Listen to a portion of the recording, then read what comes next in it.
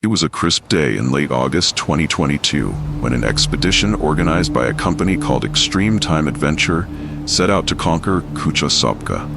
The promise was clear: an unforgettable extreme climbing experience.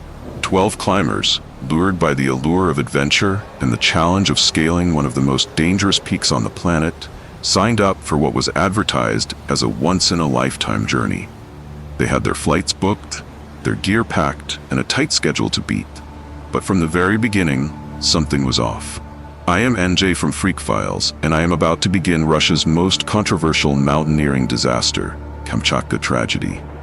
Kucha Sopka isn't just any mountain, it's the tallest active volcano in Eurasia, its symmetrical cone, a constant reminder of nature's volatile beauty. Beneath its icy, crevassed slopes, danger lurks at every turn. For years, this volcano has both enticed and warned off adventurers, its unpredictable eruptions and relentless seismic activity painting a portrait of raw, untamable power. This is the stage for our story, a place where the elements conspire against human ambition. I know you're wondering how a meticulously planned expedition could go so disastrously wrong. Let me break it down for you. The expedition was led by two guides, Andrei Mavko and Ivan Alaban. Andrei was a man who had left a promising career as a train driver after discovering his passion for mountain climbing. His love for the mountains was infectious. His stories had a way of making everyone around him fall in love with the wilderness. Ivan, on the other hand, had been climbing since his high school days, a veteran of several treks in places like Nepal, Turkey, and even the Crimea. Both men were well regarded in their circles, with decades of experience that, at first glance, should have promised safety. Yet, as we'll soon see, experience alone does not guarantee survival in the face of nature's fury. The plan was simple: establish a base camp, acclimatize, and then make the final push to the summit. The journey began at the base of the volcano at 800 meters, moving upward to a volcanologist's hut at 1,435 meters, then to a higher camp at 2,000 meters, and finally to another hut at 3,300 meters. This was supposed to be a gradual process, a way to let the body adjust to the thinning air and the brutal cold. But time was not on their side. Many of the climbers had pre-booked flights and were desperate to complete the climb by September 9th. As the group ascended, the challenges mounted. The slopes were not just steep, they were a treacherous mix of compacted ice, volcanic rock, and unpredictable crevasses. In an effort to keep the group together, prevent any single person from falling, the guides decided on a technique that would, ironically, seal their fate: roping everyone together.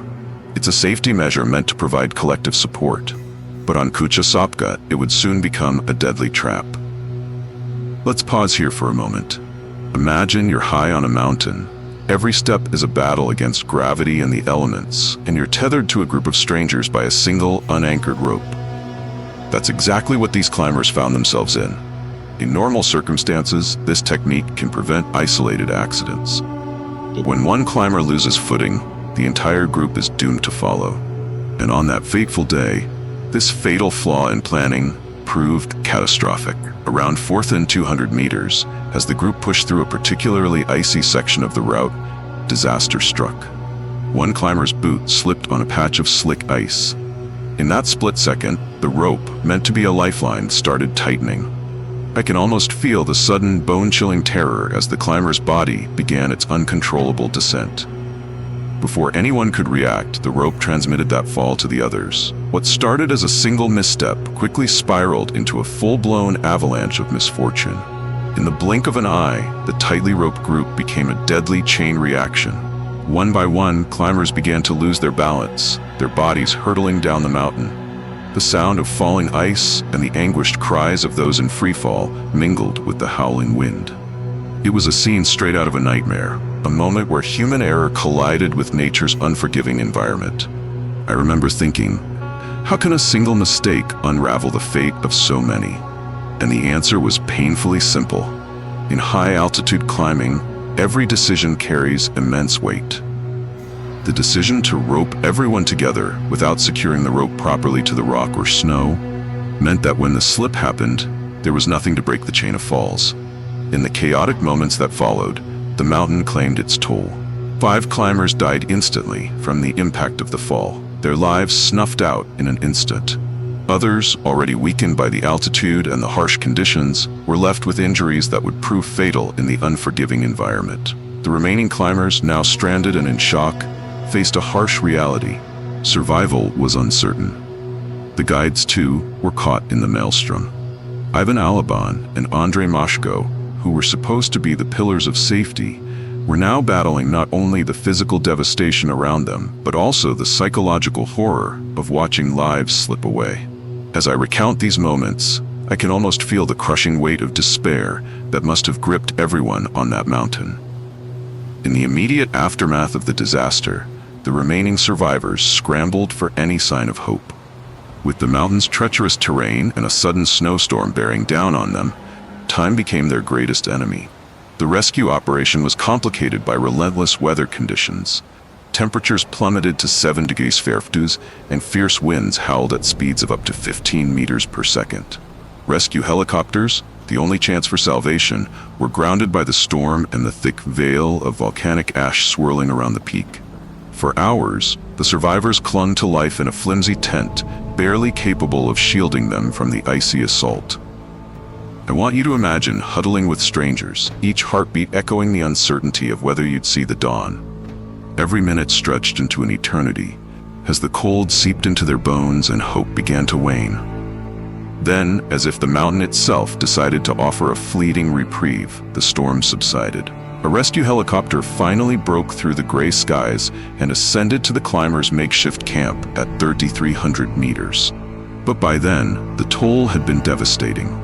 The bodies of 9 climbers lay scattered on the mountain, and the few survivors, haggard, frostbitten, and in shock, could only watch in disbelief as their ordeal came to an end.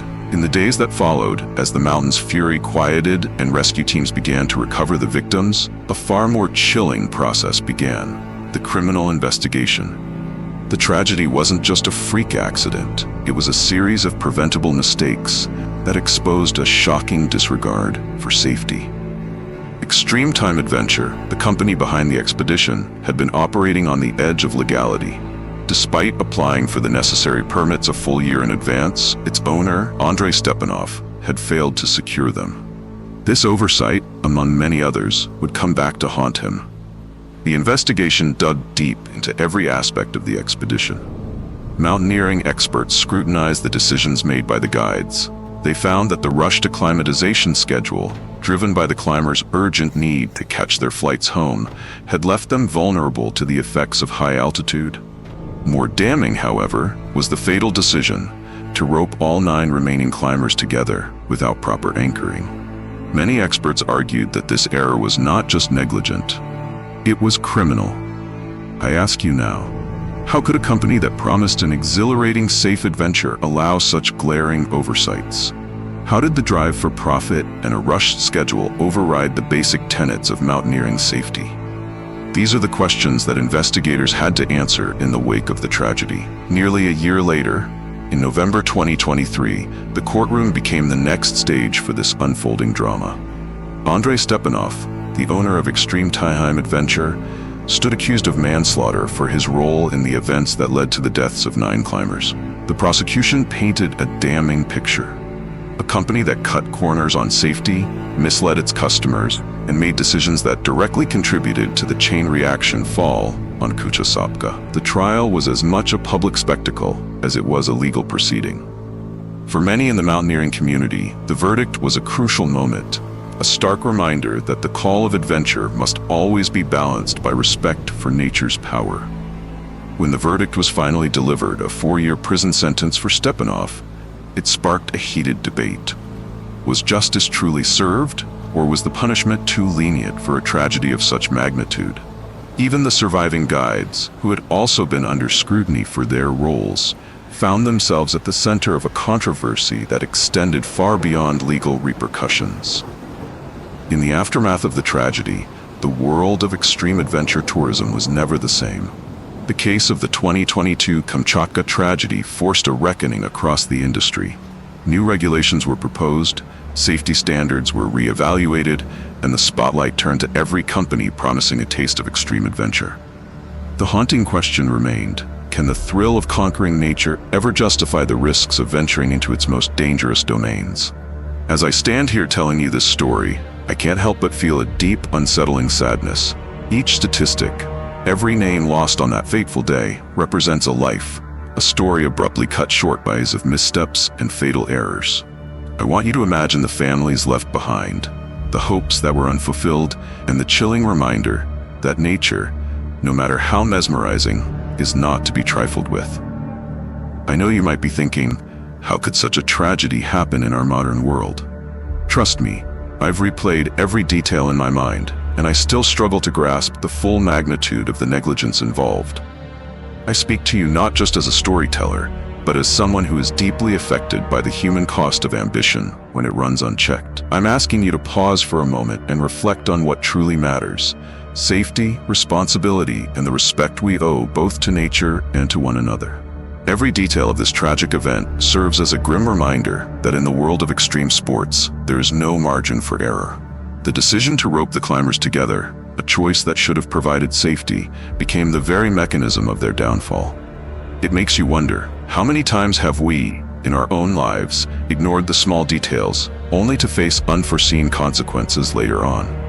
Even now, questions linger like a heavy fog over Kucha Sopka. Was the verdict against Stepanov the right measure to prevent future tragedies? Were the surviving guides complicit, or were they simply victims of a system designed to prioritize profit over safety? And perhaps most disturbingly, will this tragedy be the catalyst that finally forces the mountaineering industry to change its dangerous practices?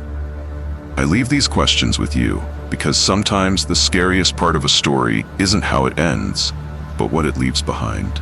As we wrap up this harrowing journey into the heart of the 2022 Kamchatka tragedy, I urge you to think about the fine line between adventure and recklessness.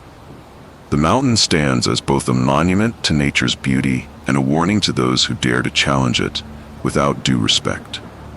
I hope this story stays with you, not just as a tale of loss, but as a lesson, a call to always prioritize safety and to never let ambition cloud our judgment. Thank you for watching, for listening, and for taking a moment to reflect on this unforgettable tragedy. If you found this story as gripping and thought-provoking as I did, please like, share, and subscribe for more deep dives into the mysteries and dangers lurking in our world.